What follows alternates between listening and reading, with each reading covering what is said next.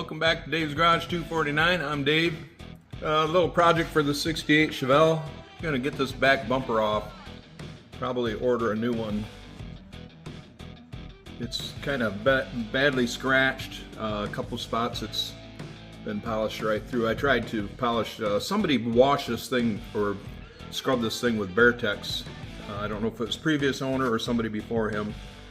So the bumper is straight and it's not dinged up or dented, but it just doesn't clean up very well, and it's got all these scratches in it that are too deep to polish out without going into the substrate, which is may actually have a copper strike underneath the chrome. I don't know, but we're gonna get this bumper off and then probably do some cleanup while we got the bumper off, and take the bumper brackets to Powder Coater. Pro Strip in Fort Wayne, Indiana is my preferred supplier, and have them powder coated and then put it all back together. Okay, all the bolts are out. I left the center bracket in. I'll pull that off, but that right now is what's supporting the bumper, so I can should be able to just pull it right straight off and take it over and put it on some sawhorses and then get the brackets off of it. All right, the bumper's off. Now you can kind of see how I mounted the parachute mount on there, and there's going to be plenty of opportunity to do some cleaning and painting and some detailing.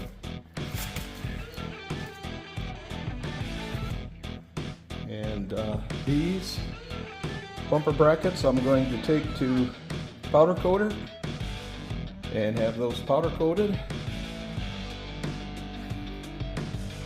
We'll clean up the backup lights, get the tail light, the license plate light out of there, and order up a new bumper.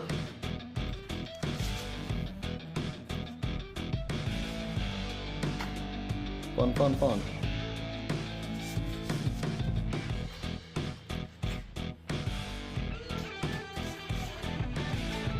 Let's take a better look up in here and see what we got. I think these are bolted on as well, so I think I'll mark these left and right, and then take those as well.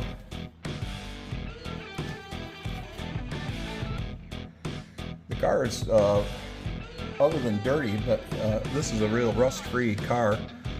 When they made this car into a Pro Street car, they picked a body that was very, very rust-free to do it out of, so I'm not encountering any crapola. So what do you think? Should I have that bracket powder coated as well? I guess I might as well.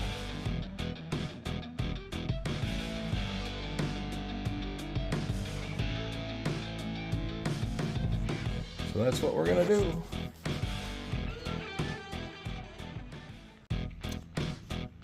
Okay, so the bumper's off the car, so what I'm gonna do is mark left and right on these brackets and all the things that I take off, because you see, like this one here, they're the same, but being that they kind of fit the way they were put on the car, the best chance is to put it in the same place on the next bumper.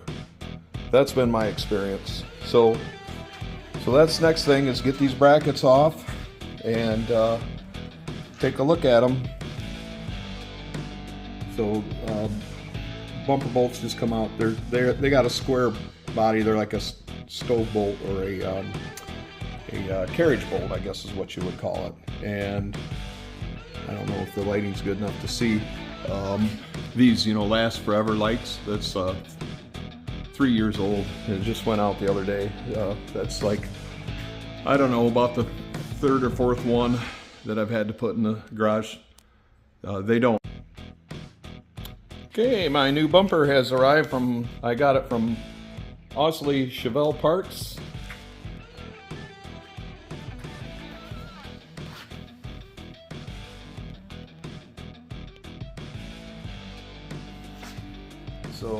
end of the box was tore off, so there should be some bumper bolts in there as well. So hopefully those are there, and I'll open it up and we'll see what we got. Got a nice catalog. There's an invoice. There's the new bumper bolts. So now we have to open up the box, check the condition of the bumper. So far, so good.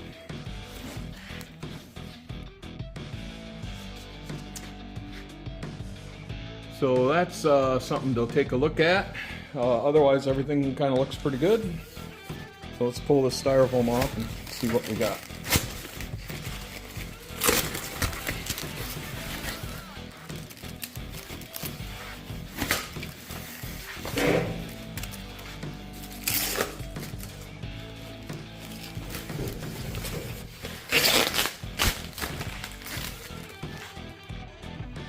I don't see any scratches. I think it just needs to be cleaned, and chrome polish.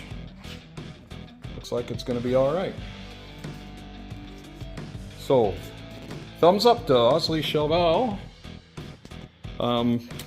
The other choice was Original Parts Group, and the problem I have with them is I kind of don't trust them, and the reason is that their price in the catalog and then the price when you actually call to get it sometimes is different. So, plus they're out in California, and it usually takes over a week to get things from there to here. And Osley Chevelle, it was I ordered it 3 days ago and I got it already. So, thumbs up.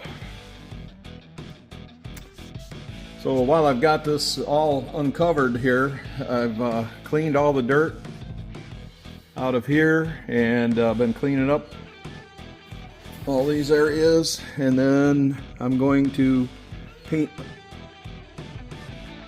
repaint all of that, clean it all up. And I've never been too thrilled with this fuel line setup.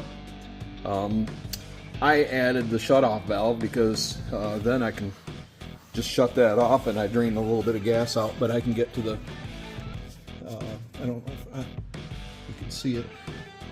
The fuel filter is up there, the inside filter. But what I'm thinking is building like a manifold here, -10, -10. So take, these are -8, go to -10 size, elbow here with a barbed hose to flare adapter with T, and then come out -10 and feed the inlet side of the fuel pump with -10 line, and get this all closer to the back end here, so it's not sticking out like that.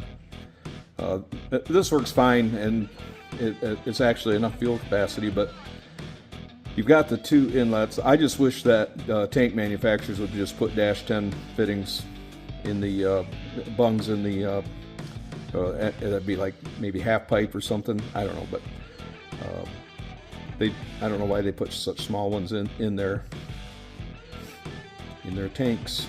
So if I build a custom tank, I would put a 1 or 2 -10 size or -12 size outlets there, and then you could reduce them down, but then it'd be unlimited how much fuel you could flow through there and keep the pump fed. That's why sometimes I think I looked into starting the next project instead of the Belvedere, starting and doing this. I was thinking about from scratch building another pro street car, and I built one before, and of course you learn from your mistakes. There obviously, actually there was not a lot of mistakes, but it's just things like that you can set up in the beginning. Fuel tank, make sure that the pump is mounted where it needs to be. Big enough fuel lines that you could support, 2,000 horsepower if somebody wanted to do that to the car. Lay in your pinion angle to start with, your instant center, get everything kind of ride height, everything kind of dialed in instead of compromises, which when you back half a stock car, you do a lot of compromising. So this car is in pretty good condition now. When I bought it, it was pretty far out of whack, but it's got pinion angle where it should be, instant center is about where it should be, drive shaft angle from the tail shaft could be a little bit better, but everything's kind of like you split all the differences so you get some kind of a happy compromise. But once again, the word is pro street, not drag strip, so this car does do just fine on the street. So that's next thing is we'll get everything cleaned up, get some of these little details ironed out, get my parachute mount back on, get the bumper back mounted, and move on to the next project, which is going to be get this rear axle out and take a look at the bearing. Okay, so some other part of this is here is the license plate light, which works, and cleaned everything up. Fresh bulb, some fresh clean looking fasteners. Same thing with these are the reverse lights.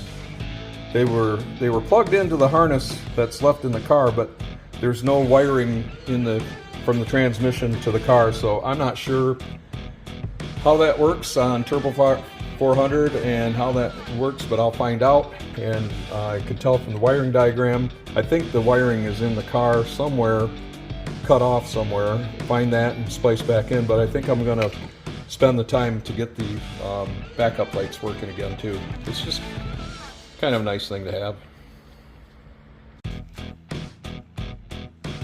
Okay, lighting's not the best, but I've cleaned up the back side here, neatened up the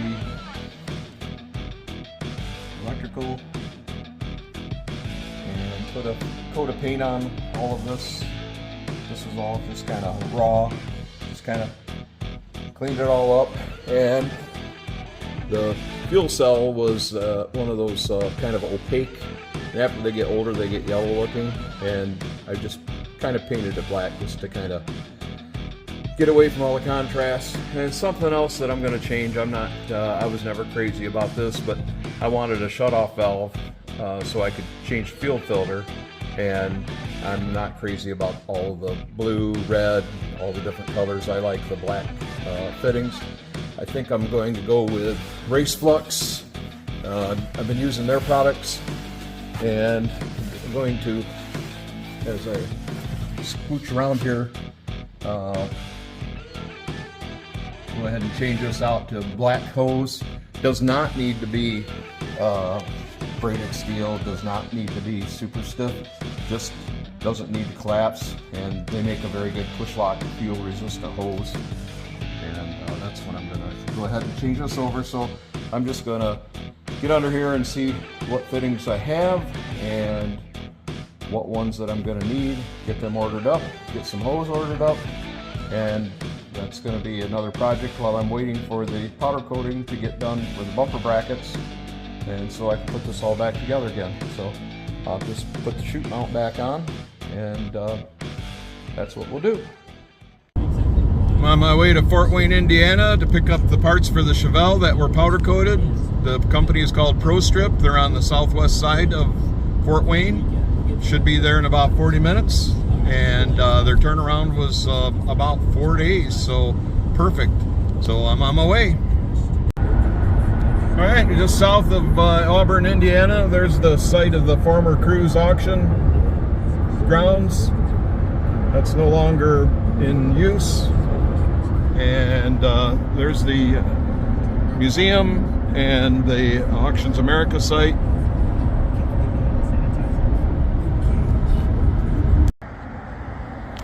Okay, we're here at Pro Strip. Pick up our stuff. Nice. So here's the bumper bracket parts that I had powder coated. This is what I've been powder coating everything. So that attaches to the frame, those attach to the frame, then the bumper brackets attached to that, and this is the where the license plate holder goes and the center mounts for the bumper, and then this ties into the parachute mount.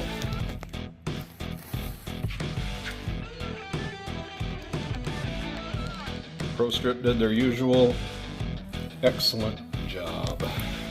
Thank you, ProStrip. Okay, so for reassembly, I'm going to use, here's the new bumper bolts, and then chrome fasteners. These are the old fasteners, so I've duplicated them all in chrome. So that's what we're going to do is everywhere we can put chrome fasteners on. And maybe at some point in time when we go to a car show, we'll slip a mirror underneath the car.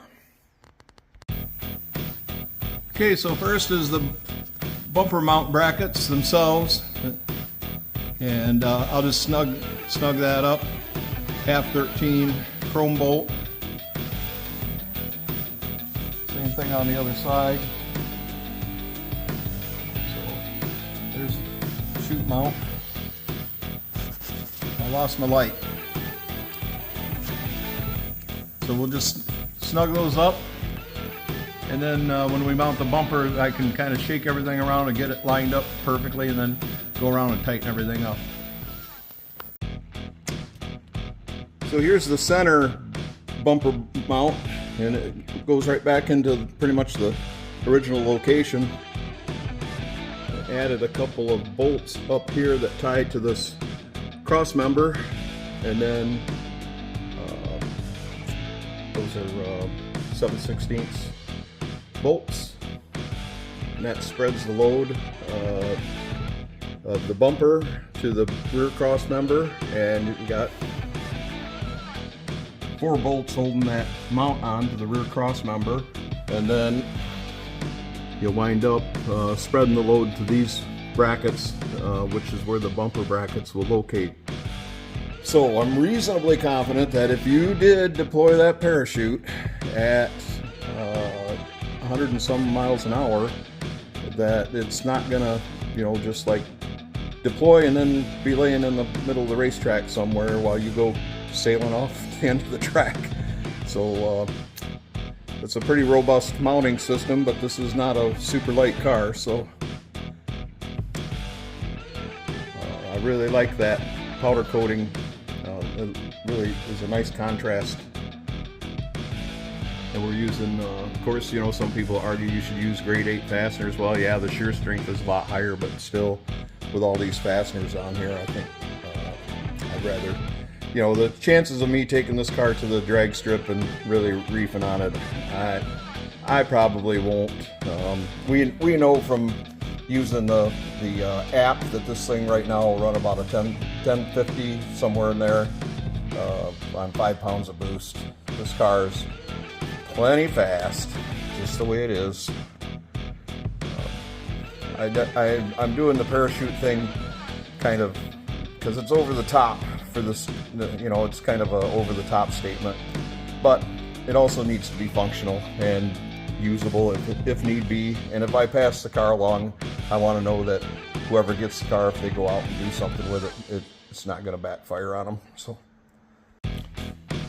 So I've never mounted a bumper on a car before from scratch, and I kind of don't know what I'm doing. So here's what I'm going to do is I've got all the bolts just kind of snug, and I don't think I'm going to be able to get to these once the bumper's up on the car.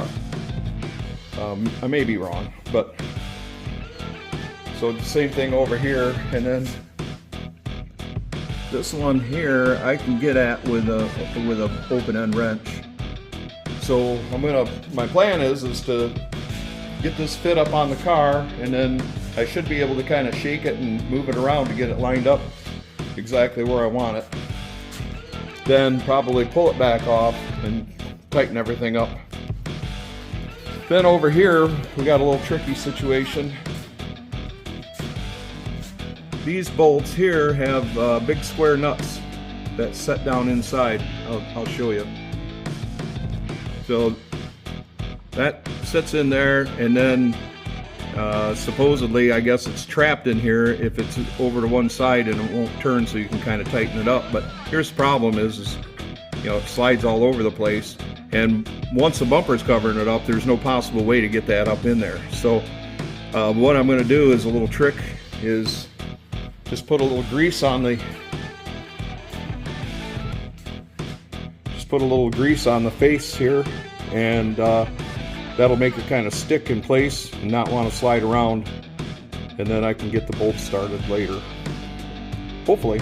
Either that, or I could probably wrap some tape, but then I'd have to figure out a way to remove the tape, so I'm going to just try the grease trick first.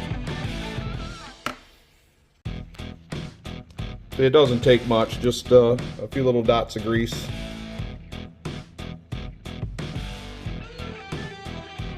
Trying to do this through the camera.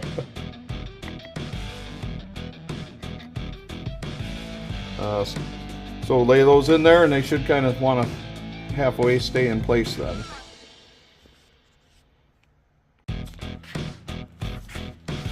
I've been working about an hour or so on tweaking this bumper in. It's kind of smudgy because it's got the rust preventative all over it, and I just left it on there for now. But the real thing is that measurements from here to here are within about 10 millimeters or less from each other. This side, same thing, looking straight down on it.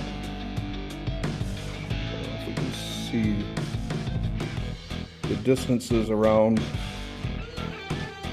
Seem to be pretty close. And then this line here, this gap, is pretty even all the way up and down. So really hard to tell though without getting back away from the car, but it looks pretty doggone good. So I think I'm going to finish torquing up all the bolts. Things lined up fairly easily. It's just quite a bit to handle by myself. And this gap right here is a little bit different from one side to the other, but it's not much.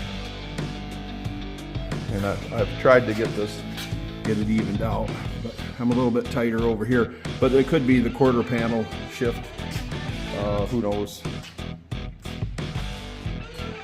But it looks pretty straight. Maybe a little low on this side here. Might have to come up a smidge.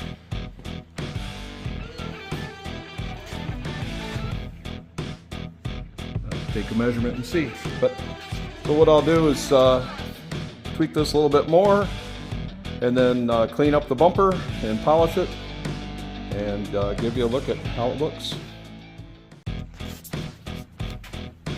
Man, there ain't nothing like a nice new chrome bumper.